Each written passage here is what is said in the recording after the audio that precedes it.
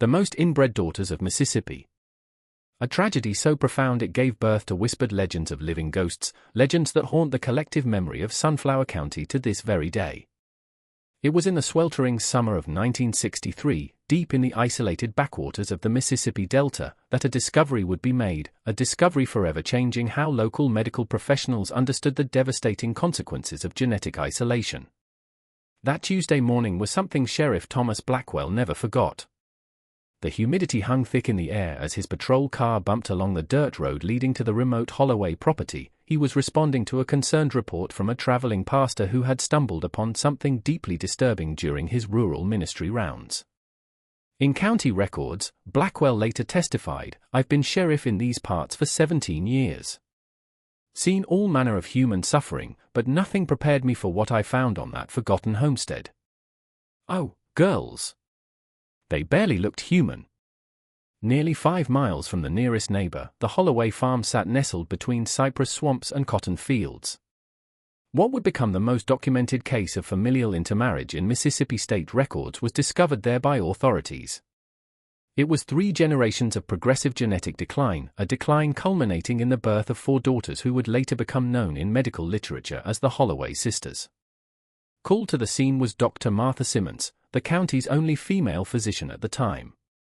The first clinical documentation of the sisters' condition is found in her detailed notes preserved in the University of Mississippi Medical Archives. Subject A. Eliza, 19, presents with severe microcephaly, pronounced facial asymmetry, and limited verbal capacity. Subject B. Mary, 17, exhibits similar cranial malformation with the addition of polydactyly on both hands and severe spinal curvature. Subject C and D. Ruth and Rebecca, 15. Identical twins display the most extreme manifestations, near complete lack of cognitive function. Physical development arrested at approximately age 7 with translucent skin revealing a visible network of blood vessels that gives them a ghostly power. In medical history, what made the Holloway case particularly significant was not just the severity of the deformities, but the clear documentation of how each generation of intermarriage produced increasingly severe outcomes. An alarming pattern of unions between first cousins, uncles, and nieces, and eventually siblings was revealed by county records, church registries, and family Bibles recovered from the property. To understand how such a situation developed and persisted, historical context is crucial. In 1887, the Holloway family first settled in Sunflower County, establishing a largely self-sufficient homestead in one of the most remote areas of the Delta. The family was further isolated by economic hardship during the Depression years, severing already tenuous connections to nearby communities. The Holloways had effectively withdrawn from wider society by the early 1940s, creating their own insular world with its own rules and customs. Neighboring families either moved away during the Great Migration northward or learned to avoid the increasingly strange and hostile Holloways. This isolation was enforced with violent determination by the family patriarch, Jeremiah Holloway. A paranoid and controlling figure who viewed outsiders with extreme suspicion was how local stories described him. In this atmosphere of fear and isolation, his son Elijah was raised, educated only through biblical teachings interpreted by his father. When Elijah reached adulthood, his first cousin Sarah, who lived on the property with her mother, Jeremiah's sister, was the only option in a pool of potential spouses that was severely limited. 5 children were produced by their union, 3 of whom survived to adulthood. Knowing only their immediate family and the boundaries of the Holloway land, these children, Isaac, Martha, and Joseph, grew up. Documented in Martha's painful diary entries discovered hidden beneath floorboards in the main house is what happened next. With no exposure to social norms outside their family unit, the siblings formed romantic attachments. The 4 daughters who would eventually come to medical attention were born to Isaac and Martha. Make sure you're already subscribed to this channel. You won't find these documented historical cases of genetic isolation and their devastating consequences anywhere else. Hidden from mainstream history books, these are the untold American stories that shaped modern medical understanding of heredity. The isolation of the Holloway homestead wasn't merely geographical. A world frozen in time is revealed in photographs recovered from the property, photographs now preserved in the State Historical Society archives. The main house, built in the late 1800s, had never been modernized. There was no electricity, no running water, and no telephone lines. Long shadows were cast by kerosene lamps across walls covered with yellowing newspaper clippings and biblical verses handwritten on scraps of paper. A perfect storm of geographical, economic, and psychological isolation is what the Holloway case represents, explained Dr. William Harris, who studied the case extensively for his 1972 paper on rural genetic disorders. What we observed was essentially a closed genetic system operating across 3 generations, the consequences of which became increasingly severe with each subsequent birth. The unique geography of their chosen homestead reinforced the family's seclusion. The property was situated in a bend of a minor tributary of the Sunflower River, naturally cut off from easy access. During spring flooding, the property became an island, completely inaccessible except by boat, with swampland forming a natural barrier on 3 sides. Local postal records indicate that mail delivery to the property ceased in 1944 when the rural route carrier reported being threatened at gunpoint by Jeremiah Holloway. That none of the 3rd generation of Holloways ever enrolled in the county school system is shown by school attendance records. The cultural context of the Mississippi Delta in this period partially explains how such extreme isolation could go unnoticed. In the segregated South of the mid-20th century, government oversight of rural white families was minimal, with a cultural emphasis on privacy and self-sufficiency. According to interviews with elderly residents conducted in the 1970s, the Holloways were simply considered peculiar folks who keep to themselves. The perfect conditions for genetic deterioration were created by this isolation. Medical records indicate that by 1944, when Isaac and Martha's first daughter was born, multiple recessive genetic disorders had become concentrated in the family line. These included rare metabolic disorders, skeletal malformations, and neurological conditions that would normally occur in perhaps 1 in several 100,000 births. A harrowing story of cumulative genetic damage is told by the progression of severity among the daughters. The eldest, Eliza, could speak in simple sentences and perform basic tasks. Mary could walk with assistance but possessed only rudimentary language skills. Never developing beyond the capabilities of toddlers, the twins, Ruth and Rebecca, required constant care. Their unusual appearance was what made the twins particularly notable in medical literature. A combination of extreme albinism and exceptionally thin dermal layers created the ghostly translucence that would later inspire local folklore. Visible red-blue patterns across their faces and limbs were created by blood vessels beneath their skin under certain lighting conditions, particularly in twilight hours. When local children began reporting sightings of ghost girls in the woods surrounding the property in the late 1950s, these were dismissed by most adults as typical childhood fantasies. In retrospect, these were likely rare instances when the twins ventured or were brought beyond the property boundaries. A picture of a deeply dysfunctional family system was painted by the household structure revealed through Martha's diary entries and later investigation. The role of family patriarch had been assumed by Isaac, enforcing isolation through fear and control.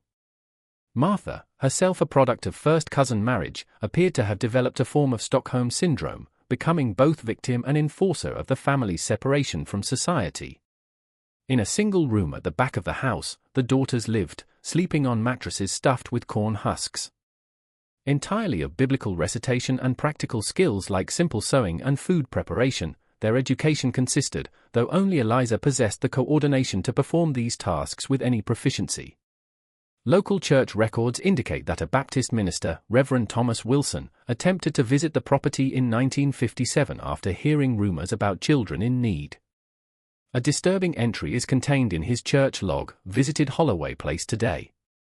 Was met at the property line by a man with a shotgun who informed me that God's word is the only visitor welcome here. Deeply concerned about reports of children, will consult with sheriff. No follow-up action appears in county records until the fateful 1963 visit that finally exposed the situation. The challenges of social oversight in rural areas during this period are highlighted by this 6-year gap, particularly for families who actively resisted outside contact. One of the most comprehensive case studies of consanguinity effects in American medical literature is provided by the medical documentation of the Holloway sisters. After their discovery in 1963, the sisters were transferred to the state hospital at Whitfield, where they underwent extensive examination by specialists from across the Southeast. Her initial impressions were documented by Dr. Eleanor Blackwood, a geneticist consulted on the case. What makes this case particularly significant is not just the severity of each individual condition, but the clear pattern of genetic deterioration across siblings. The progression from the eldest to the youngest shows an acceleration of genetic abnormalities consistent with what we would expect from continued inbreeding. Partially declassified in 1987 under historical research provisions, the medical files revealed the sisters suffered from a constellation of rare recessive disorders. These included Seckel syndrome, bird-headed dwarfism, Ellis-Van Creveld syndrome characterized by polydactyly and heart defects, and a rare form of osteogenesis imperfecta that contributed to their fragile bone structure. The bluish tint visible through their translucent skin was explained by blood work that revealed abnormal hemoglobin structures that compromised oxygen transport. This combination of conditions had never been documented occurring simultaneously in a single family before the Holloway case. Varying degrees of cognitive impairment were revealed by the sisters' neurological evaluations. Eliza, with an estimated cognitive age of approximately 7 years, could communicate basic needs and even displayed a talent for simple melodies, often humming hymns she had learned from her mother. Mary could recognize family members and respond to simple instructions, but possessed virtually no abstract thinking capabilities. The most severe neurological impairments were presented by the twins, Ruth and Rebecca. Neither developed speech beyond occasional echolalia, repeating phrases without comprehension. They displayed notable hypersensitivity to light, keeping their eyes downcast or closed when outdoors, further contributing to their ghostly appearance and behavior in the rare instances they were seen by outsiders. Mary, the second eldest sister, formed a particularly strong attachment to one of her nurses at Whitfield, Mrs. Sarah Johnson. In one of the few recorded instances of the sisters speaking about their home life, Mary reportedly told Mrs. Johnson, "Mama said, we're special angels, not meant for outside. The light hurts Ruth and Rebecca, they cry when the sun comes. That's why we stay in the dark place." If you've made it this far into this haunting American tale, leave a comment saying, "The Holloway sisters deserved better." Your comment helps preserve these forgotten histories and ensures these medical lessons aren't lost to time. Crucial insight into how the family had rationalized the sisters' conditions and maintained their isolation was provided by this rare moment of clarity from Mary. In rural communities during this era, religious justification for keeping the severely affected children hidden from society was not uncommon, especially when disability was often viewed through a lens of divine punishment or testing. The best available care of the era was represented by the sisters' medical treatment at Whitfield, though by modern standards it would be considered woefully inadequate. Their physical conditions were largely addressed symptomatically, as the underlying genetic disorders were poorly understood at the time. The immediate focus of treatment was nutritional deficiencies, dental issues, and various infections resulting from years of inadequate care.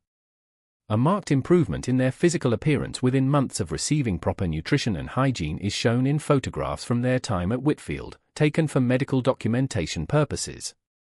However, the underlying developmental and genetic conditions were permanent and largely untreatable. The behavioral observations are the most poignant aspects of the medical records. Extreme distress when separated from each other was displayed by all four sisters, necessitating their placement in a shared room despite hospital protocols. Their own methods of communication, a combination of gestures, expressions, and vocalizations that staff described as a private language, had been developed by them. A maternal role toward her sisters, particularly the twins, was assumed by Eliza, often feeding them and soothing their frequent distress at the unfamiliar hospital environment. Her singing to the twins at night when they became agitated was repeatedly mentioned in staff notes, the only reliable method of calming them. Dr. James Thornton, the psychiatric consultant assigned to the case, noted, "What we are witnessing is not merely the medical consequences of genetic abnormality, but the psychological impact of extreme isolation. These young women have never experienced normal socialization or stimulation. Their entire understanding of human interaction is limited to their immediate family unit, itself deeply dysfunctional." The significance of the Holloway case in medical history cannot be overstated, coming just as the field of genetic counseling was emerging in the United States.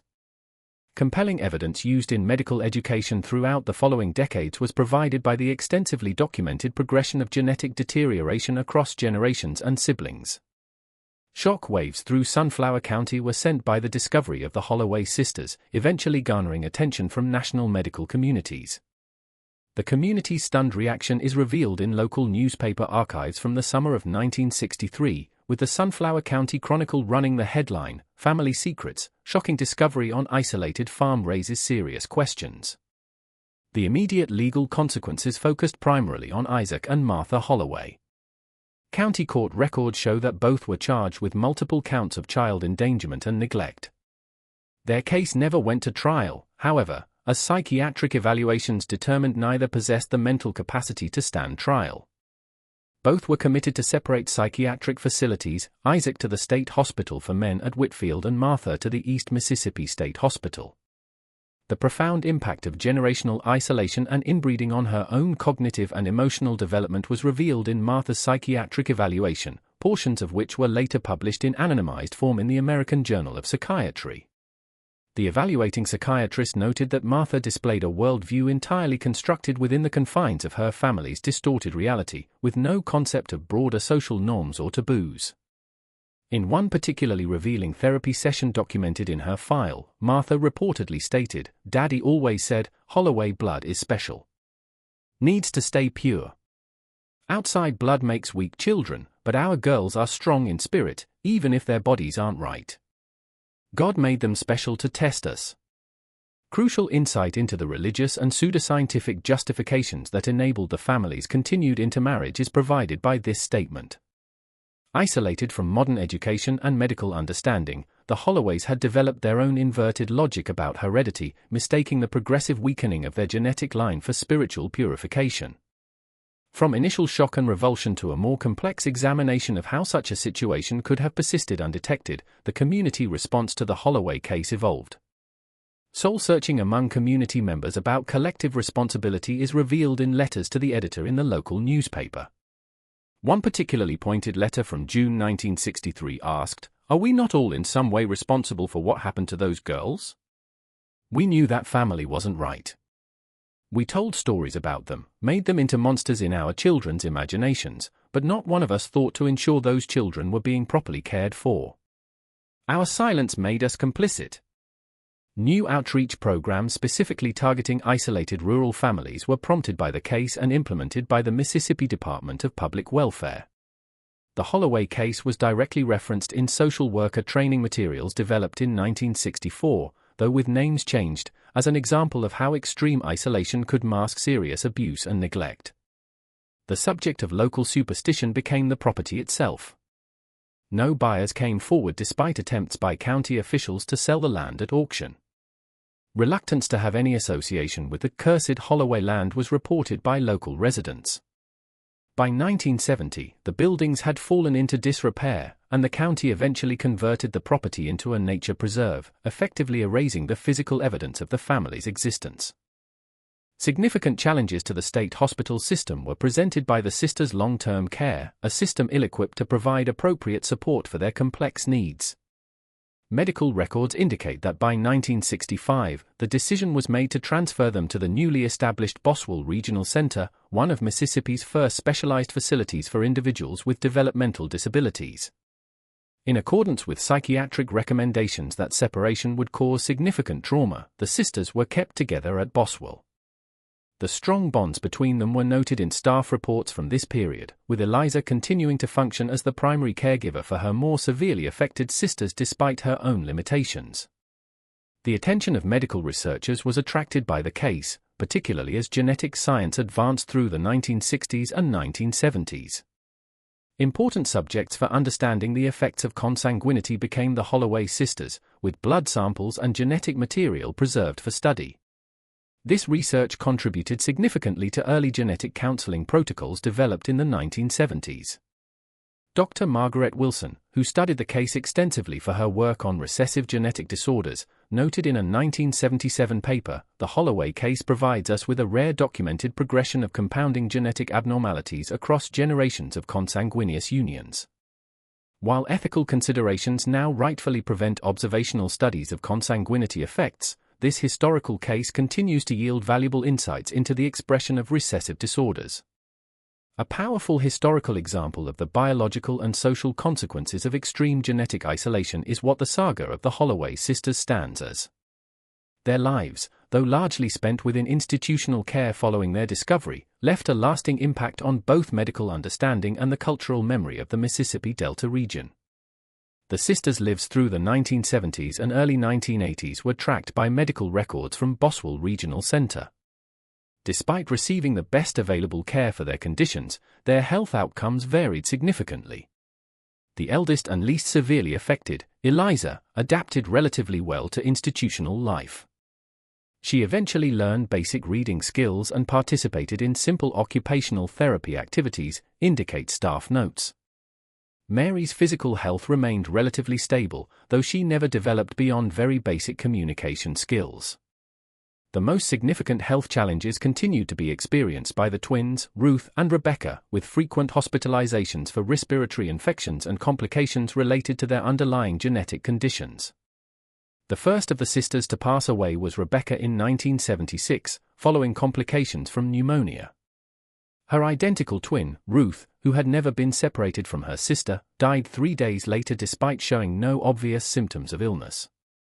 A possible case of broken heart syndrome was noted by medical staff, though the fragility of her overall health was likely the primary factor. Mary lived until 1982, reaching the age of 36, far exceeding the initial medical projections at the time of the sisters' discovery. Showing remarkable resilience, Eliza lived until 1988, passing away at the age of 44. A notable entry from a staff member is included in her medical file. Despite everything, Eliza maintained a gentle spirit and often hummed to herself, especially in the evenings, the same hymn she once used to comfort her sisters. Well beyond their lives, the scientific legacy of the Holloway case continued. Invaluable resources for researchers became blood samples and genetic material preserved from the family as DNA analysis techniques advanced in the late 1980s and 1990s. While the sisters' identities were protected through anonymization, their genetic legacy contributed significantly to understanding the mechanisms of recessive genetic disorders. Preserved samples were used in a 1993 study published in the American Journal of Medical Genetics to identify specific recessive mutations that had accumulated in the Holloway lineage. This research helped develop more accurate genetic counseling protocols for communities where consanguineous marriage remained common. From recent tragedy to regional folklore, the Holloway story transformed with remarkable speed culturally. By the 1970s, the ghost girls of Sunflower County had become a common element in local storytelling, often used as cautionary tales about the dangers of isolation and the importance of community oversight. Local historian Dr. James Coleman, who documented the evolution of this folklore in his 1991 book Delta Shadows, observed, "What's fascinating about the Holloway legend is how quickly actual events were subsumed into the region's existing folkloric framework. The medical reality, albinism and translucent skin creating a ghostly appearance, transformed in public imagination into supernatural elements that reflected the community's need to process its own culpability through metaphor. Far beyond medical circles extended the educational impact of the case. By the 1980s, anonymized versions of the Holloway case study were being used in social work education throughout the Southeast as examples of how isolation can mask neglect and abuse and how cultural deference to privacy must be balanced with child welfare concerns. Reclaimed by the Mississippi swampland that always threatened to engulf it has been the land where the Holloway homestead once stood. Largely fruitless have proven occasional efforts by urban explorers or curiosity seekers to locate the original site, as nature has effectively erased most physical traces of the family's existence. However, in the archives of Mississippi's medical institutions and in the specialized literature of genetic counseling, the Holloway sisters' story remains an important case study in the consequences of genetic isolation. Their tragic lives ultimately serve to advance understanding that has potentially prevented similar suffering for countless others. Important discussions about the balance between family privacy and social responsibility were also prompted by the case, discussions that continue to resonate in child welfare policies today. As one social work educator noted in a 1995 retrospective on the case, the tragedy of the Holloway sisters wasn't just what happened to them, but that an entire community knew something was wrong and failed to act. Their story reminds us that true community means sometimes having difficult conversations and being willing to intervene when vulnerable individuals are at risk. If you've watched all the way through this haunting historical account, leave a comment saying, "I watched until the end." This helps me get to know you and learn who truly appreciates the in-depth historical cases on this channel. Don't forget to subscribe to uncover more hidden American histories. Hit the like button if this case study was informative and share this video with anyone interested in the historical, medical, and social dimensions of America's most isolated communities. Each share helps ensure these educational histories aren't forgotten and the lessons they teach us about genetic science and social responsibility continue to make a difference. Today, the Holloway case is primarily remembered in two distinct contexts, as an important early documentation of progressive genetic deterioration in medical literature, and as a haunting reminder of how easily the vulnerable can be hidden away when communities choose not to see what's in front of them.